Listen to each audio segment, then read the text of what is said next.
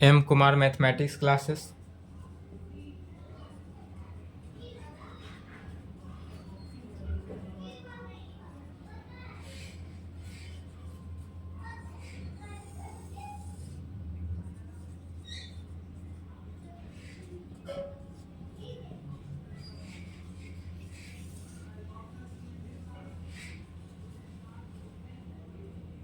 Lecture third, class twelfth. Lecture third है class twelfth का। इसमें क्या चल रहा था? कैलकुलस। कैलकुलस में क्या था? रिवीजन।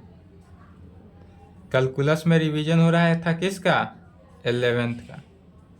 क्लास 11th नहीं है, क्लास 12th का चल रहा है। 11th का रिवीजन था, क्लास 11th नहीं, revision 11th class. 11th class का रिवीजन चल रहा था। इसमें हमने कहाँ तक देख लिया था? रिजल्ट देख लिए थे, फार्मूला देख लिए थे, वहाँ तक तो कंप्लीट करेंगे ही, साथ साथ उसके आगे रिजल्ट देखेंगे कुछ।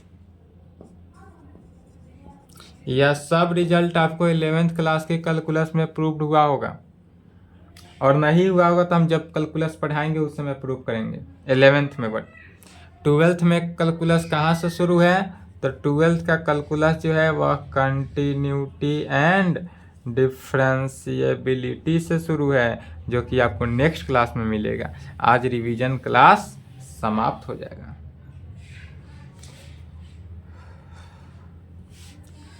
चलिए, रिजल्ट में पहला रिजल्ट लिखेंगे, यदि इस प्रकार से हो, limit x tends to a।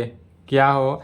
यदि limit x tends to a function of f(x) plus minus function g(x) में हो। इस प्रकार से क्या हो कि limit x tends to a यदि function of f(x) plus minus function g(x) में हो, तो इसको कैसे करेंगे? इसका लिमिट कैसे निकालेंगे? f(x) था तो निकालना सीख गए थे।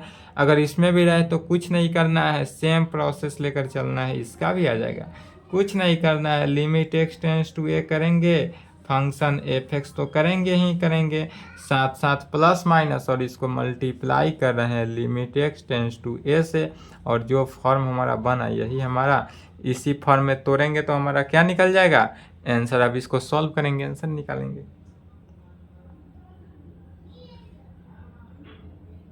चलिए, इस रिजल्ट को लिखे तो पहले फास्टली पहला रिजल्ट लिखे, उसके बाद मिटाएंगे, ऊपर से दूसरा रिजल्ट लिखते आएंगे।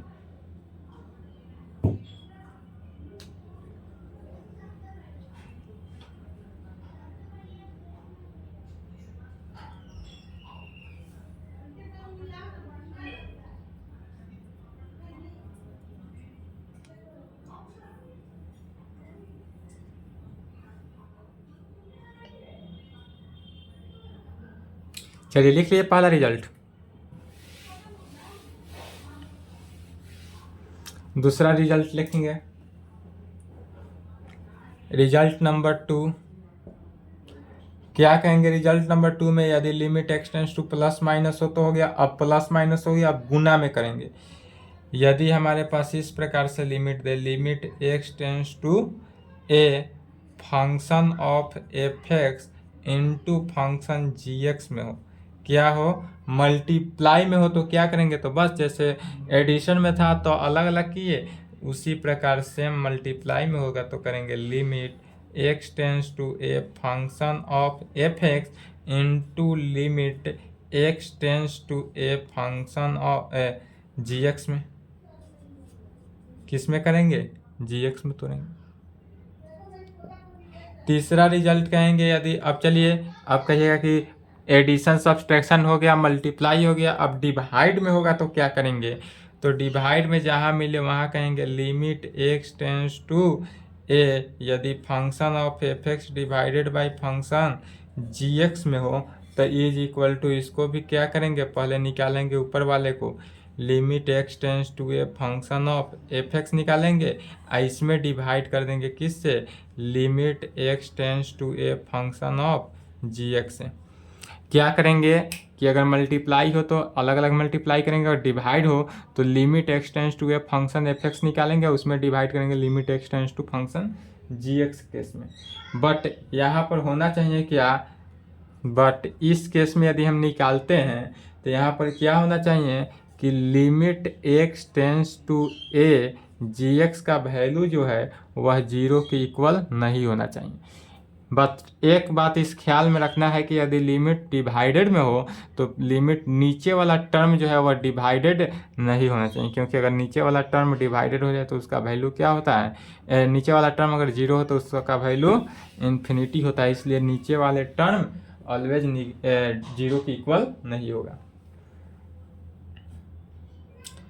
चौथा रिजल्ट लिखेंगे, यदि लिमिट हमारे पास इस प्रकार से दे दे x tends to a constant into function f(x) हो, क्या हो, यदि limit x tends to a constant into function f(x) हो तो इज इक्वल टू इसमें क्या करते हैं, कांस्टेंट को बाहर निकाल लेते हैं। यदि इस प्रकार से हो तो पहले क्या करेंगे, कांस्टेंट को बाहर निकालेंगे तो कांस्टेंट इनटू अब हो जाएगा limit x tends to a function f(x) में क्या हो जाएगा, constant into limit x tends to a function f(x) में होगा।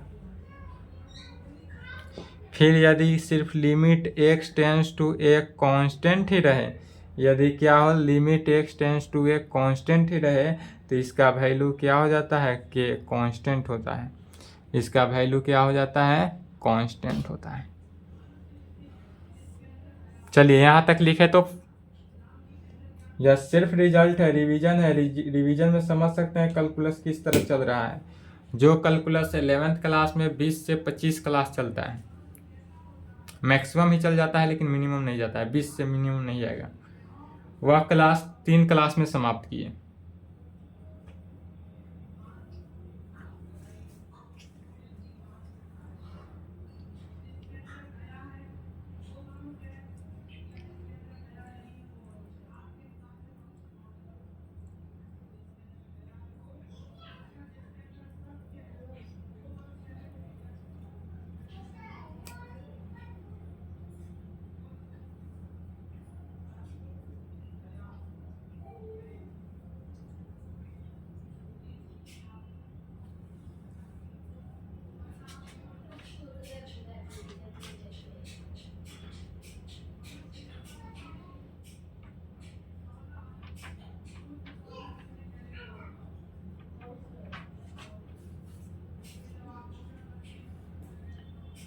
चलिए लिखें, नहीं लिखे तो वीडियो रोकें, वीडियो रोकेंगे और लिखेंगे।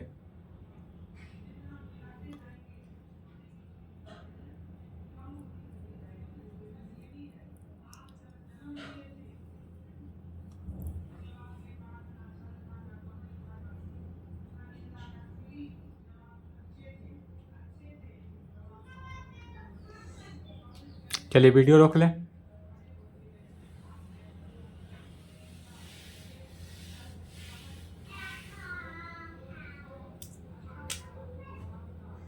नेक्स्ट रिजल्ट लिखेंगे। जितना रिजल्ट निकल रहा है सब प्रूफ हुआ है। यदि फॉर्मूला है इस प्रकार से, यदि limit x tends to a, यदि हमारे पास क्या हो limit x tends to a, यदि x के पावर m माइनस a के power m divided by x के पावर n माइनस a के पावर n के फंक्शन में आ जाए, क्या हो, यदि लिमिट जो है वह limit x tends to a function of x के पावर m माइनस a के power m divided by x के पावर n माइनस a के पावर n हो तो इसका वैल्यू कैसे निकालेंगे, तो m by n into a के पावर m माइनस n से। फार्मूला क्या निकला, m by n into a के पावर m माइनस n में इस फार्मूला को अप्लाई करना है और निकालते जाना है लिमिट। जैसे कि यदि हम एग्जाम्पल के थ्रू कहें,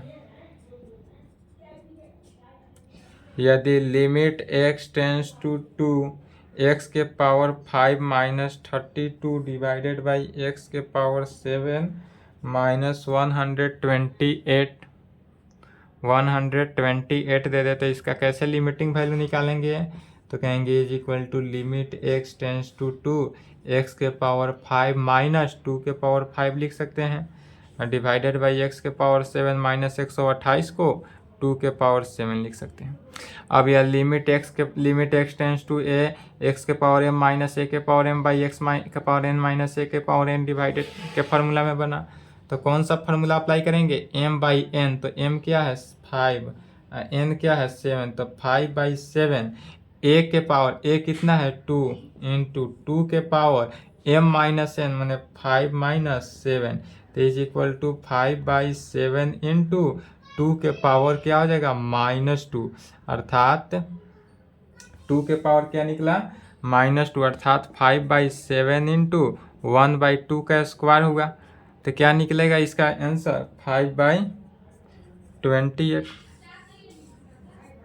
क्या निकला आंसर 5/28 के टर्म में।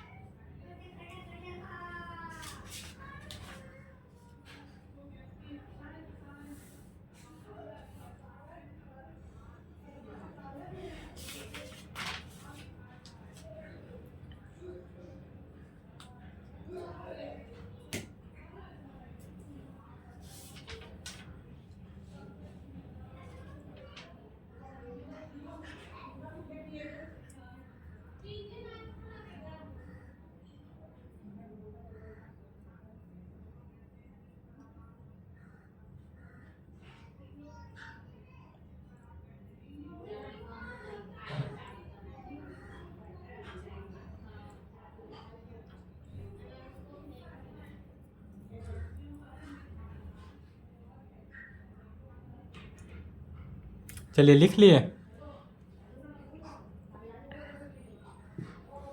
रिजल्ट नंबर कितना था, अपना नंबरिंग देख लेंगे।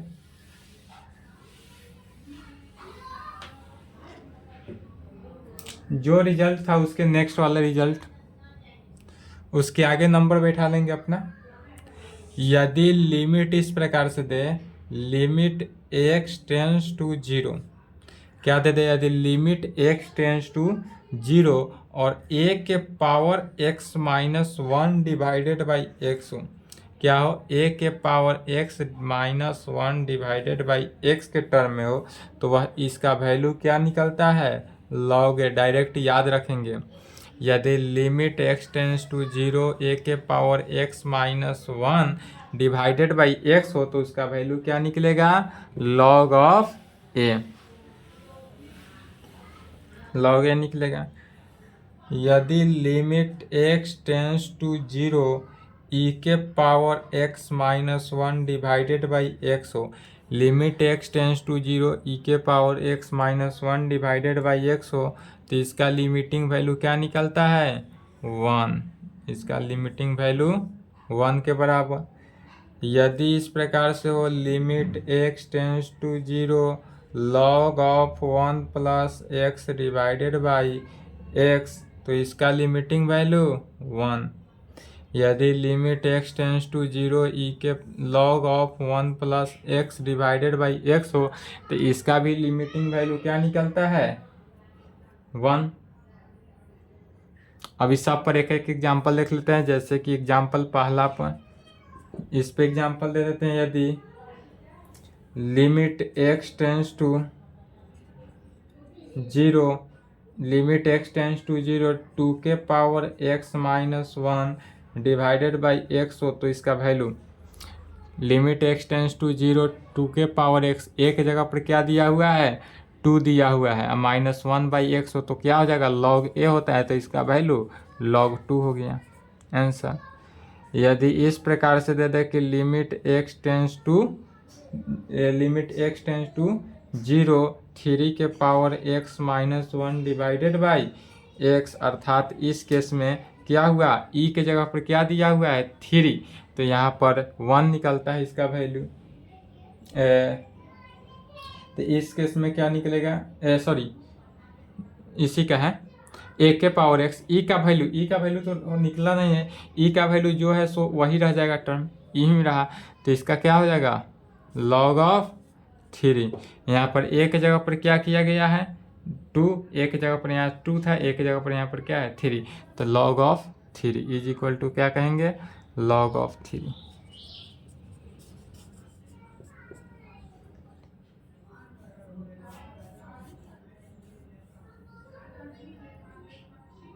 यहाँ तक लिखें।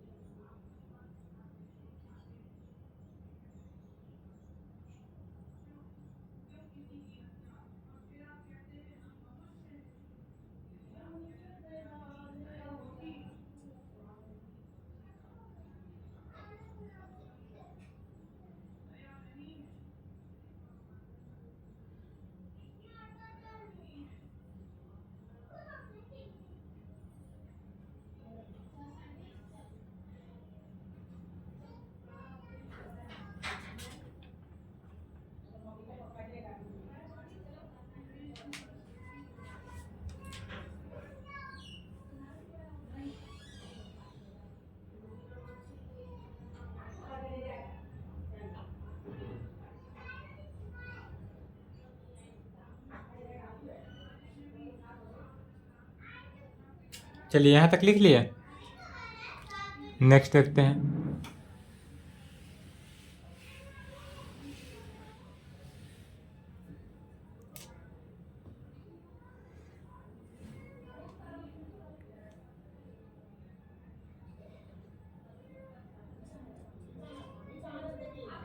यदि इस प्रकार से दे दे लिमिट x टेंस टू 0 2 के पावर x माइनस 3 के power x divided by x। यदि क्वेश्चन इस प्रकार से दे तो इसको कैसे सॉल्व करेंगे? तो इसमें करना क्या है कि वैसा टर्म लेना है e के पावर 2x, इस वाले फॉर्म में बैठाना है। इस फॉर्म में बैठाने के लिए क्या होना चाहिए? माइनस 2x के साथ भी माइनस होना चाहिए और 3 के पावर x के साथ भी माइनस होना चाहिए। तो यदि हम इसमें से माइनस जोड़ दें और घटा देंगे तो कोई फ़र्क नहीं पड़ेगा। तो इसको कहेंगे is equal to limit x tends to 0 यदि 2 के पावर x में हम माइनस क्या किए? घटा दिए। माइनस क्या किए? घटा दिए। माइनस 3 के पावर x में क्या किए? +1 जोड़ दिए। यदि एक बार हम x का 1 का वैल्यू जो है घटाए और 1 का वैल्यू जोड़े तो इससे कोई फर्क नहीं। 1 1 अगर देखेंगे तो क्या हुआ? कैंसिल हो गया। तो 2 के पावर x माइनस 3 के पावर x ही बचा। वैसा टर्म लेना है अपने से जो टर्म क्या हो कट कर, इसमें कोई वैल्यू में परिवर्तन नहीं होना चाहिए। तो इसमें कोई वैल्यू में परिवर्तन नहीं है। तो इज इक्वल टू फिर यहाँ तक आने के बाद आप कहेंगे लिमिट x टेंस टू 0। अब क्या करेंगे? तो 2 के पावर x माइनस 1 को एक साथ किए।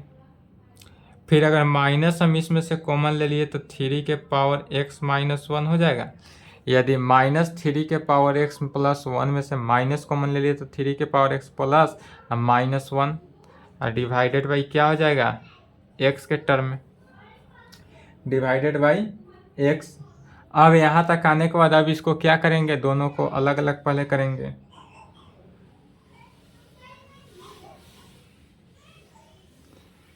यहाँ तक आने के बाद अब इसमें क्या करेंगे? अलग अलग कैंसिल करेंगे। तो is equal to limit x tends to 0 2 का power x minus 1 divided by x, इतना डिवाइडेड बाई x अब माइनस 3 के power x minus 1 divided by x में क्या करेंगे? यहाँ पर क्या किए कि इसको x से दोनों में डिवाइड कर दिए। तो 2 के power x minus 1 divided by x अब माइनस हुआ और 3 के power x minus 1 divided by x में फिर अब यहाँ पर माइनस हुआ तो माइनस के पहला रिजल्ट जो बताए थे अलग अलग करेंगे तो क्या निकलेगा, लिमिट x टेंस टू 0 2 के power x minus 1 by x minus limit x tends to 0 3 के power x minus 1 divided by x के टर्म में तोड़ेंगे पहला रूल के अनुसार। तब इसको तोड़े तो क्या है गया, इज इक्वल टू, अब यह फॉर्म में बैठ गया तो ए के जगह पर यहाँ पर कितना है 2 है और ए की जगह पर यहाँ पर 3 है तो इस पूरे वैल्यू का मान क्या हो गया log ऑफ 2 और माइनस इस पूरे वैल्यू का log 3 तो log 2 माइनस log 3 आया तो log m minus log n बराबर क्या प्रूफ किए हैं, log m बाई n, यह प्रूफ हो चुका है। तो log m बाई n, तो m कितना है 2 और n कितना है 3 तो 2/3 तो इसका वैल्यू क्या निकला log 2/3। चलिए यहाँ तक लिखें।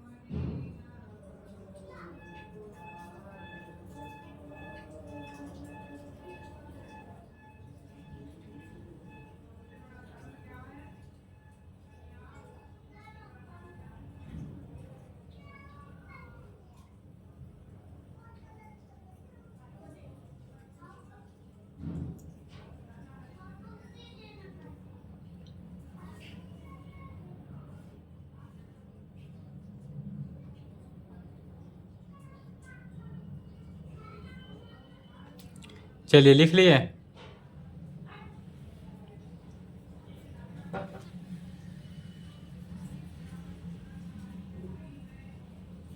नहीं लिखे तो वीडियो रोक लें।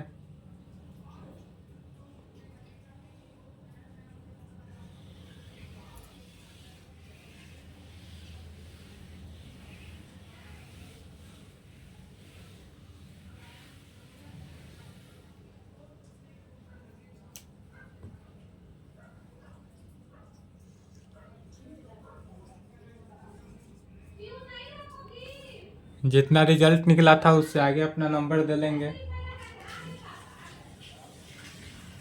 क्या होगा कि यदि लिमिट थीटा टेंस टू 0 में हो, क्या हो, limit theta tends to 0 sine theta by theta का वैल्यू, यदि इस प्रकार से हो कि limit theta tends to 0 sine theta by theta हो तो इसका वैल्यू क्या होगा 1। यदि इस प्रकार से लिमिटिंग वैल्यू हो तो इसका वैल्यू 1 होता है। अर्थात अगर इस प्रकार से कह सकते हैं कि यदि इसी में केस बनता है कि यदि लिमिट थीटा टेंस टू 0 हो और यदि साइन थीटा के साइन के यदि इतना साइन के power n theta divided by theta के पावर n हो तो भी इसका वैल्यू क्या होता है 1। तो लिमिट थीटा टेंस टू 0 हो उस कंडीशन में साइन थीटा बाई थीटा 1 या साइन के power n theta by theta ये भी 1 होता है। दूसरा में हो यदि लिमिट थीटा टेंस टू 0, क्या हो, limit theta tends to 0 tan theta by theta के केस में क्या हो, टेन थीटा बाई थीटा हो तो भी इसका वैल्यू 1 ही होगा। या limit theta tends to 0 ten के power n theta by theta के पावर n हो तो भी इसका वैल्यू 1 का ही केस होता है। तो limit tan theta by theta के फॉर्म में हो, थीटा टेंस टू 0 तो भी उसका वैल्यू 1, और इस प्रकार हो तो भी 1।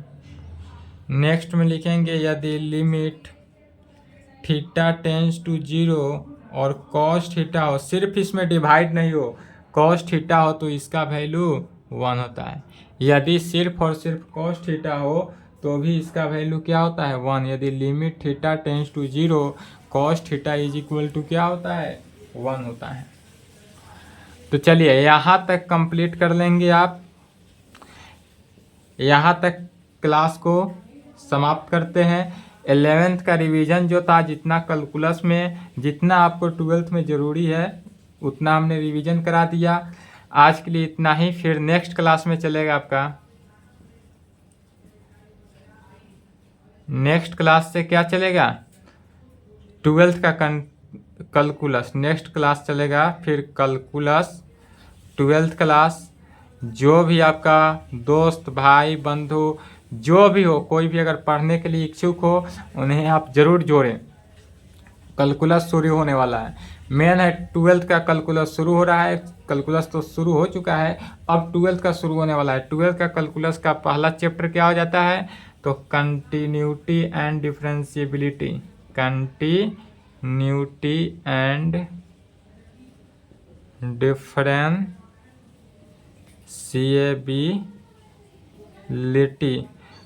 एनसीईआरटी बुक से अगर आप देखिएगा तो 5.1 एक्सरसाइज 5.1 जो है वह पूरा क्या है कंटिन्यूटी ही है। एंड 5.2 में मात्र 2 क्वेश्चन है जो डिफरेंशिएबिलिटी से, और डिफरेंशिएबिलिटी का मात्र 2 ही क्वेश्चन है और बाकी कंटिन्यूटी है। और उसके बाद आता है डिफरेंशिएशन।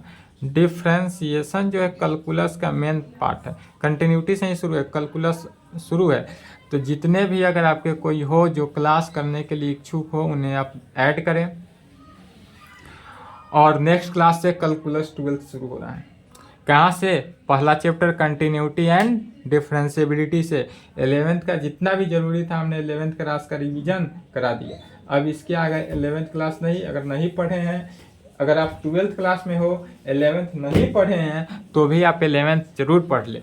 11th पढ़ने से आपको फ़ायदा होगा क्या कि अभी रिलेशन एंड फंक्शन चल रहा है, आपका बेसिक कंप्लीट हो जाएगा। बेसिक कंप्लीट हो जाएगा तो 12th क्लास में लास्ट में जब पढ़ाएंगे रिलेशन एंड फंक्शन, तो जब 12th का रिलेशन एंड फंक्शन चलेगा तो आपको उसमें कहीं से कोई डाउट, कोई कंफ्यूजन, कोई दिक्कत नहीं होगा।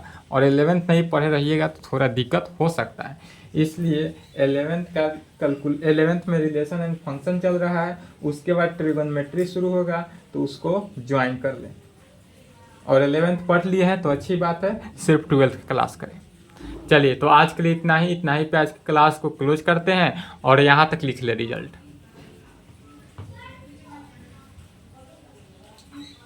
फिर नेक्स्ट क्लास में कल।